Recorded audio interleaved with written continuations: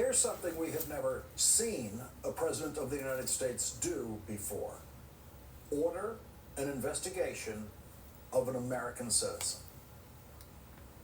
Similarly, sir, Christopher Krebs, the former head of CISA, this is a man who weaponized his position against free speech in the election context, in the context of COVID-19.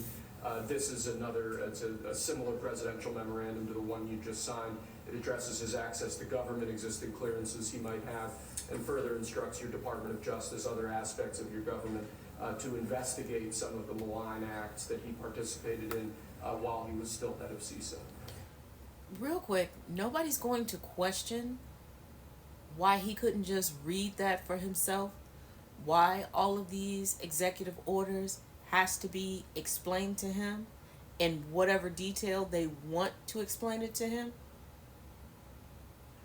Let's continue. We're going to find out about this guy too, because this guy's a wise guy. He said, we've proved this is the most secure election in the history of our country. That's the sort of thing that the criminal Republican president Richard Nixon, who was forced to resign the presidency, used to do in private. He used to order IRS to audit people's tax returns. He used to order illegal wiretaps on reporters and other people. But Richard Nixon knew that he would be impeached if that became public.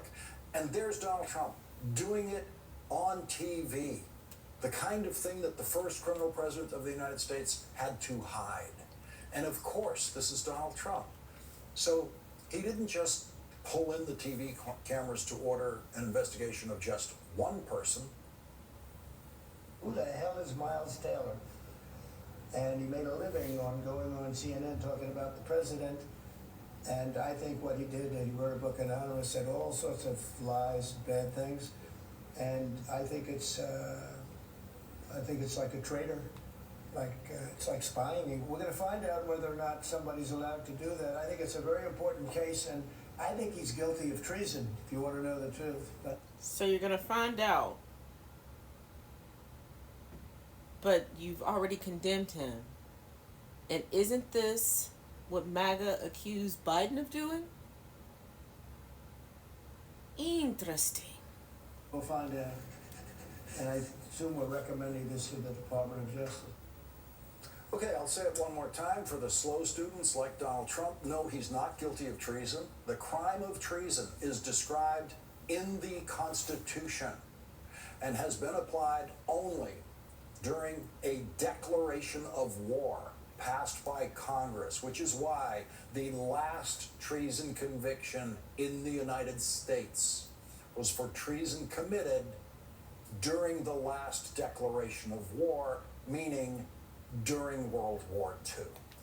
Andrew Weissman is back with us. Also interesting, if we're going to call someone treasonous, are we just going to skip past Trump's self-coup? Yes, there's multiple types of coups. And if you're not familiar with Trump's self-coup, that would be the January 6th insurrection. Interesting.